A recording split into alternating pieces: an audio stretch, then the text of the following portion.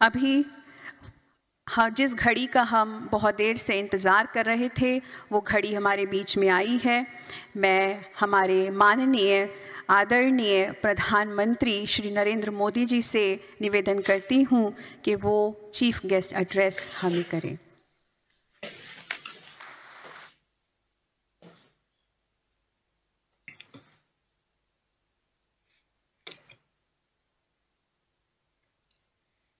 नमस्ते।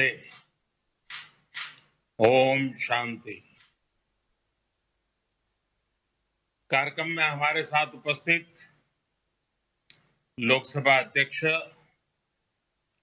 श्री ओम बिरला जी, राजस्थान के गवर्नर श्री कलराज मिश्र जी, राजस्थान के मुख्यमंत्री श्रीमान अशोक गहलोत जी, गुजरात के मुख्यमंत्री श्री भूपेंद्र भाई पटेल जी, केंद्रीय मंत्रिमंडल में मेरे साथी श्री किशन रेड्डी जी, भूपेंद्र यादव जी, अर्जुन राम मेघवाल जी, पुरुषोत्तम रूपाला जी, श्री कैलाश चौधरी जी, राजस्थान विधानसभा में नेता प्रतिपक्ष श्री गुलाब सिंह कटारिया जी, ब्रह्मा कुमारी के एग्जीक्यूटिव सेक्रेटरी राजयोगी मृत्युंजय जी, राजयोगिनी बहन मोहिनी जी, बहन चंद्रिका जी, ब्रह्मा कुमारी की अन्य सभी बहनें, देवियों और सज्जनों, और यहां उपस्थित सभी साधक साधिकाएं। कुछ स्थल ऐसे होते हैं जिनमें अपनी एक अलग चेतना होती है, ऊर्जा का अपना ही एक अलग प्रवाह होता है। ये ऊर्जा उन महान व्यक्तित्वों की होती है जिनकी तपस्या से वन, पर्वत, पहाड़ भी जागृत हो उठते हैं। मानवीय प्रेरणाओं का केंद्र बन जाते हैं। माउंट आबू की आभा भी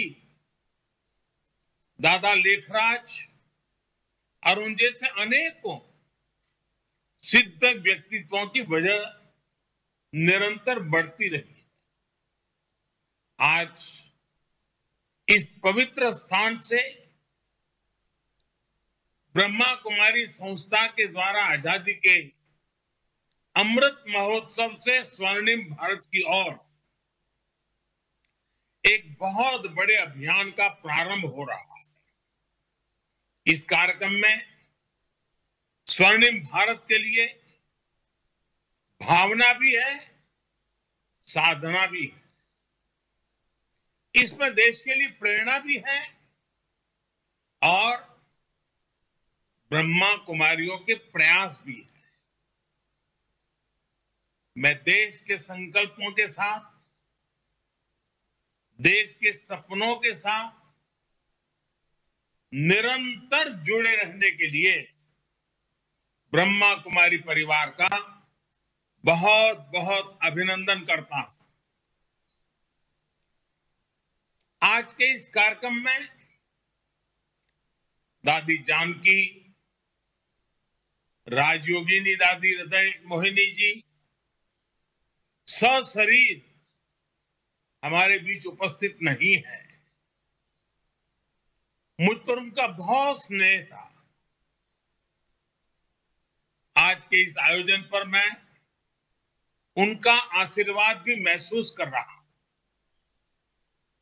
साथियों, जब संकल्प के साथ साधना जुड़ जाती है,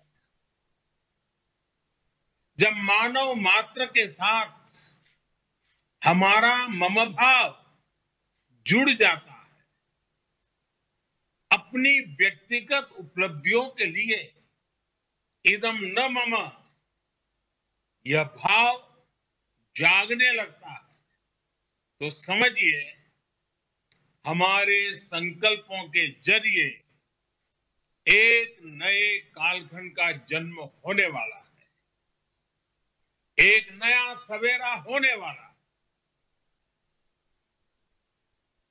सेवा और त्याग का यही अनुभव आज अमृत महोत्सव में नए भारत के लिए उमड़ रहा है। इसी त्याग और कर्तव्य भाव से करोड़ों देशवासी आज स्वर्णिम भारत की नींव रख रहे हैं। हमारे और राष्ट्र के सपने अलग अलग नहीं हैं।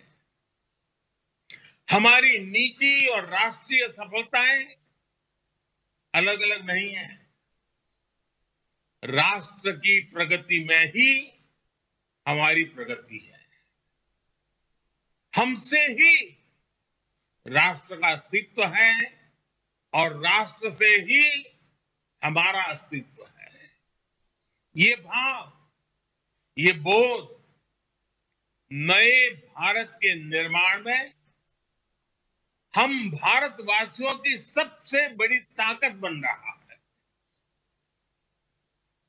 आज देश जो कुछ कर रहा है उसमें सबका प्रयास शामिल है। सबका साथ, सबका विकास, सबका विश्वास। आज एक और बात, सबका प्रयास। ये सब देश का मूल मंत्र बन रहा है। आज हम एक ऐसी व्यवस्था बना रहे हैं जिसमें भेदभाव की कोई जगह न हो। एक ऐसा समाज बना रहे हैं जो समानता और सामाजिक न्याय की बुनियाद पर मजबूती से खड़ा हो। हम एक ऐसे भारत को उभरते देख रहे हैं जिसकी सोच और अप्रोच नई है, जिसके निर्णय प्रगतिशील है। साथियों, भारत की सबसे बड़ी ताकत यह है कि कैसा भी समय आए, कितना भी अंधेरा छाए, भारत अपने मूल स्वभाव को बनाए रखता है। हमारा युगों युगों का इतिहास इस बात का साक्षी है। दुनिया जब अंधकार से दौर से और गहरे दौर में थी, महिलाओं को लेकर पुरानी सोच में जकड़ी थी, तब भारत मातृशक्ति की पूजा देवी के रूप में करता था। हमारे यहां गार्गी, मैत्रेयी, अनसुया, अरुंधति और मदालसा जैसी विदुषियां समाज को ज्ञान देती थी। कठिनाइयों से भरे मध्यकाल में भी इस देश में पन्ना भाई और मीराबाई जैसी महान नारियां, और अमृत महोत्सव में देश जिस स्वाधीनता संग्राम के इतिहास को याद कर रहा है, उसमें भी कितनी ही महिलाओं ने अपने बलिदान दिए हैं। कित्तूर की रानी चेन्नम्मा, मतंगिनी हाजरा, रानी लक्ष्मीबाई, वीरांगना जलखारी बाई, वहां से लेकर सामाजिक क्षेत्र में अहल्याबाई होलकर, सावित्रीबाई फुले, इन देवियों ने भारत की पहचान बनाए रखी। आज आज देश लाखों स्वाधीनता सेनानियों के साथ आजादी के लड़ाई में नारी शक्ति के इस योगदान को याद कर रहा है और उनके सपनों को पूरा करने का प्रयास कर रहा है। और इसलिए आज सैनिक स्कूलों में पढ़ने वाले का बेटियों का सपना पूरा हो रहा है। अब देश की कोई भी बेटी राष्ट्र रक्षा के लिए सेना में जाकर महत्वपूर्ण जिम्मेदारियां उठा सकती है। महिलाओं का जीवन और कैरियर दोनों एक साथ चले, इसके लिए मातृ अवकाश को बढ़ाने जैसे फैसले भी किए गए हैं। देश के लोकतंत्र में भी महिलाओं की भागीदारी बढ़ रही है। 2019 के चुनाव में हमने देखा कि किस तरह पुरुषों से ज्यादा महिलाओं ने मतदान किया। आज देश की सरकार में बड़ी बड़ी जिम्मेदारियां महिला मंत्री संभाल रही है और सबसे ज्यादा गर्व की बात है कि अब समाज इस बदलाव का नेतृत्व खुद कर रहा है। हाल के आंकड़ों से पता चला है कि बेटी बचाओ बेटी पढ़ाओ अभियान, इसकी सफलता से वर्षों बाद देश में स्त्री पुरुष का अनुपात भी बेहतर हुआ है। ये बदलाव इस बात का स्पष्ट संकेत है कि नया भारत कैसा होगा, कितना सामर्थ्यशाली होगा। साथियों, आप सभी जानते हैं कि हमारे ऋषियों ने उपनिषदों में तमसो मां ज्योतिर्गमय मृत्युर्मा अमृत गमय इसकी प्रार्थना की है। यानी हम अंधकार से प्रकाश की ओर बढ़े, मृत्यु से परेशानियों से अमृत की ओर बढ़े। अमृत और अमरत्व का रास्ता बिना ज्ञान के प्रकाशित नहीं होता। इसलिए अमृत काल के ये समय हमारे ज्ञान, शोध और इनोवेशन का समय है। हमें एक ऐसा भारत बनाना है जिसकी जड़ें प्राचीन परंपराओं और विरासत से जुड़ी होगी और जिसका विस्तार आधुनिकता के आकाश में अनंत तक होगा। हमें अपनी संस्कृति, अपनी सभ्यता, अपने संस्कारों को जीवंत रखना है।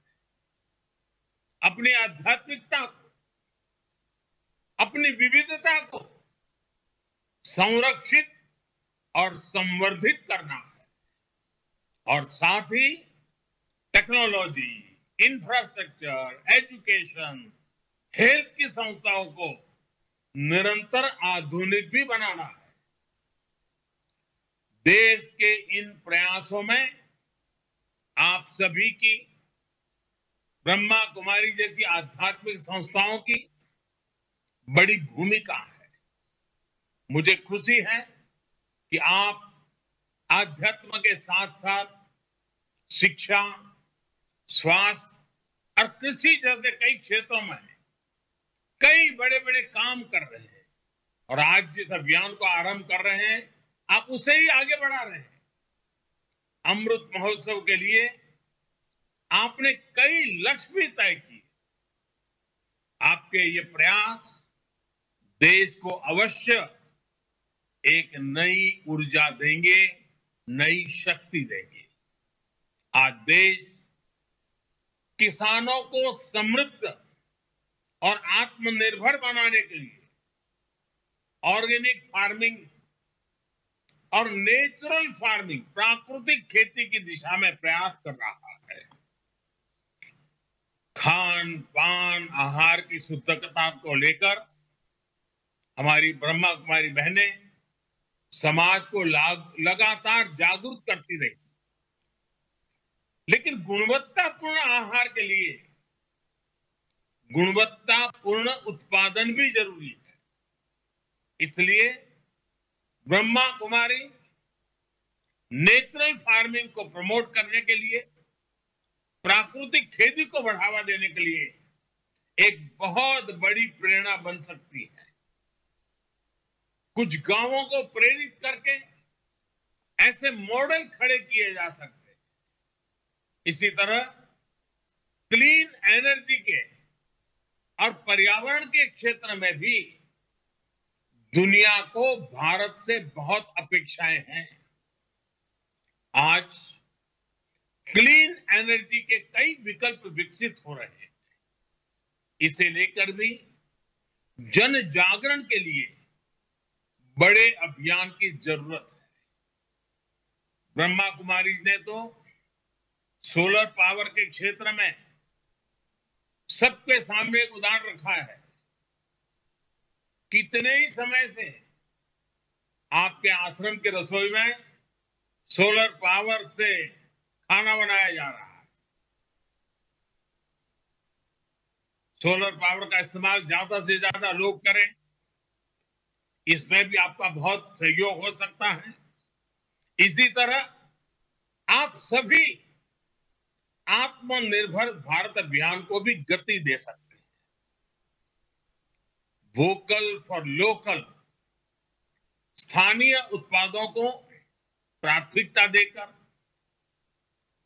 इस अभियान में मदद हो सकती है। साथियों, अमृत काल का ये समय सोते हुए सपने देखने का नहीं, बल्कि जागृत होकर अपने संकल्प पूरे करने का है। आने वाले 25 साल परिश्रम की पराकाष्ठा, त्याग, तप, तपस्या के 25 वर्ष हैं। सैकड़ों वर्षों की गुलामी में हमारे समाज ने जो गंवाया है, ये 25 वर्ष का कालखंड उसे दोबारा प्राप्त करने का है। इसलिए आजादी के इस अमृत महोत्सव में हमारा ध्यान भविष्य पर ही केंद्रित होना चाहिए। साथियों, हमारे समाज में एक अद्भुत सामर्थ्य है। एक ऐसा समाज है जिसमें चिर पुरातन और नित्य नूतन व्यवस्था है। हालांकि इस बात से कोई इनकार नहीं कर सकता कि समय के साथ कुछ बुराइयां व्यक्ति में भी, समाज में भी और देश में भी प्रवेश कर जाती है। जो लोग जागृत रहते हुए इन बुराइयों को जान लेते हैं, वो इन बुराइयों से बचने में सफल हो जाते हैं। ऐसे लोग अपने जीवन में हर लक्ष्य प्राप्त कर पाते हैं। हमारे समाज की विशेषता है कि इसमें विशालता भी है, विविधता भी है और हजारों साल की यात्रा का अनुभव भी है। इसलिए हमारे समाज में बदलते हुए युग के साथ अपने आप को ढालने की एक अलग ही शक्ति है, एक इनहेरेंट स्ट्रेंथ है। हमारे समाज की सबसे बड़ी ताकत यह है कि समाज के भीतर से ही समय समय पर इसे सुधारने वाले पैदा होते हैं और वो समाज में व्याप्त बुराइयों पर कुठाराघात करते हैं। हमने ये भी देखा है कि समाज सुधार के प्रारंभिक वर्षों में अक्सर ऐसे लोगों को विरोध का भी सामना करना पड़ता है, कई बार तिरस्कार भी सहना पड़ता है। लेकिन ऐसे सिद्ध लोग समाज सुधार के काम से पीछे नहीं हटते, वो अडिग रहते। समय के साथ समाज भी उनको पहचानता है, उनको मान सम्मान देता है और उनकी सीखों को आत्मसात भी करता है। इसलिए साथियों, हर युग के कालखंड के मूल्यों के आधार पर समाज को सजग रखना, समाज को दोष मुक्त रखना, ये बहुत अनिवार्य है और निरंतर करने वाली प्रक्रिया है। उस समय की जो भी पीढ़ी होती है, उससे ये दायित्व निभाना ही होता है। व्यक्तिगत तौर पर हम लोग संगठन के तौर पर भी ब्रह्मा कुमारी जैसे लाखों संगठन ये काम कर रहे हैं, लेकिन हमें ये भी मानना होगा कि आजादी के बाद के 75 वर्षों में हमारे समाज में, हमारे राष्ट्र में एक बुराई सबके भीतर घर कर गई है। ये बुराई है अपने कर्तव्यों से विमुख होना, अपने कर्तव्यों को सर्वोपरि न रखना। बीते 75 वर्षों में हमने सिर्फ अधिकारों की बात करते रहे, अधिकारों के लिए झगड़ते रहे, जूझते रहे, समय भी खपाते रहे। अधिकार की बात कुछ हद तक, कुछ समय के लिए किसी एक परिस्थिति में सही हो सकती है, लेकिन अपने कर्तव्यों को पूरी तरह भूल जाना, इस बात ने भारत को कमजोर रोकने में बहुत बड़ी भूमिका निभाई है। भारत ने अपना बहुत बड़ा समय इसलिए गंवाया है क्योंकि कर्तव्यों को प्राथमिकता नहीं दी गई। इन 75 वर्षों में कर्तव्यों को दूर रखने की वजह से जो खाई पैदा हुई, सिर्फ अधिकार की बात करने की वजह से समाज में जो कमी आई, उसकी भरपाई हम मिलकर के आने वाले 25 वर्षों में कर्तव्य की साधना करके पूरी कर सकते हैं। ब्रह्मा कुमारी जैसी संस्थाएं आने वाले 25 वर्ष के लिए एक मंत्र बनाकर भारत के जन जन को कर्तव्य के लिए जागरूक करके बहुत बड़ा बदलाव ला सकती है।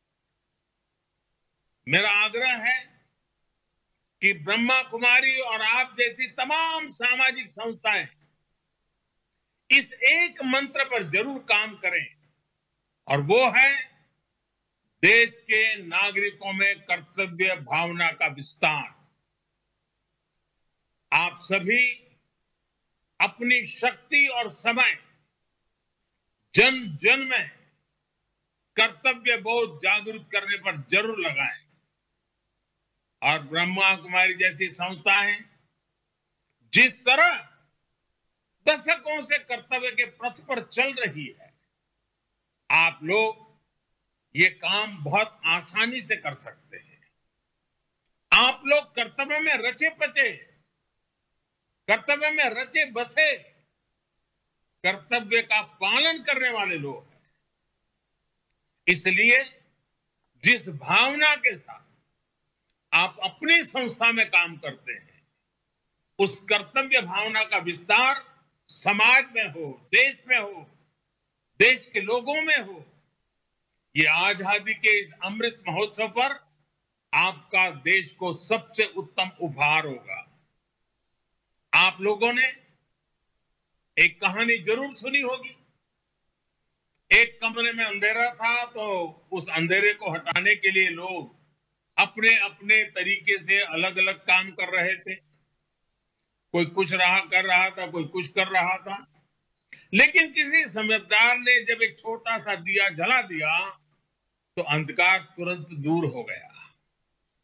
वैसे ही ताकत कर्तव्य की है, वैसी ही ताकत छोटे से प्रयास की भी है। हम सभी को देश के हर नागरिक के हृदय में एक दिया जलाना है, कर्तव्य का दिया जलाना है। हम सभी मिलकर देश को कर्तव्य पथ पर आगे बढ़ाएंगे तो समाज में व्याप्त बुराइयां भी दूर होगी और देश नई ऊंचाई पर भी पहुंचेगा। भारत भूमि को प्यार करने वाला, इस भूमि को मां मानने वाला कोई भी व्यक्ति ऐसा नहीं होगा जो देश को नई ऊंचाई पर ना ले जाना चाहता। कोटि कोटि लोगों के जीवन में खुशहाली न लाना चाहता। इसके लिए हमें कर्तव्यों पर बल देना ही होगा। साथियों, आज के इस कार्यक्रम में एक और विषय को उठाना चाहता हूं। आप सभी इस बात के साक्षी रहे हैं कि भारत की छवि को धूमिल करने के लिए किस तरह अलग अलग प्रयास चलते रहे। इसमें अंतर्राष्ट्रीय स्तर पर भी बहुत कुछ चलता रहता है। इससे हम ये कहकर पल्ला नहीं झाड़ सकते कि ये सिर्फ राजनीति है। ये राजनीति नहीं है, ये हमारे देश का सवाल है। और जब हम आजादी का अमृत महोत्सव मना रहे हैं तो ये भी हमारा दायित्व है कि दुनिया भारत को सही रूप में जाने। ऐसी संस्थाएं जिनकी अंतर्राष्ट्रीय क्षेत्र में दुनिया के कई देशों में उपस्थिति है, वो दूसरे देशों के लोगों तक भारत की सही बात को पहुंचाए। भारत के बारे में जो अफवाहें फैलाई जा रही हैं, उनकी सच्चाई वहां के लोगों को बताएं, उन्हें जागरूक करें। ये भी हम सबका कर्तव्य है। ब्रह्मा कुमारी जैसी संस्थाएं इसी काम को आगे बढ़ाने के लिए एक और प्रयास कर सकती है। जहां जहां जिन जिन देशों में आपकी ब्रांचेज है, वहां कोशिश करनी चाहिए कि वहां की हर ब्रांच से हर वर्ष कम से कम 500 लोग भारत के दर्शन करने के लिए आए, भारत को जानने के लिए आए। और ये 500 लोग जो हिंदुस्तान के लोग वहां रहते हैं वो नहीं, उस देश के नागरिक होने चाहिए। मूल भारतीय की मैं बात नहीं कर रहा हूं। आप देखिएगा, अगर इस प्रकार से लोगों का आना हुआ, देखेंगे, यहां की हर बात को समझेंगे, तो अपने आप वो भारत के छाइयों को विश्व में लेकर के जाएंगे। आपके प्रयासों से कितना बड़ा फर्क पड़ जाएगा। साथियों,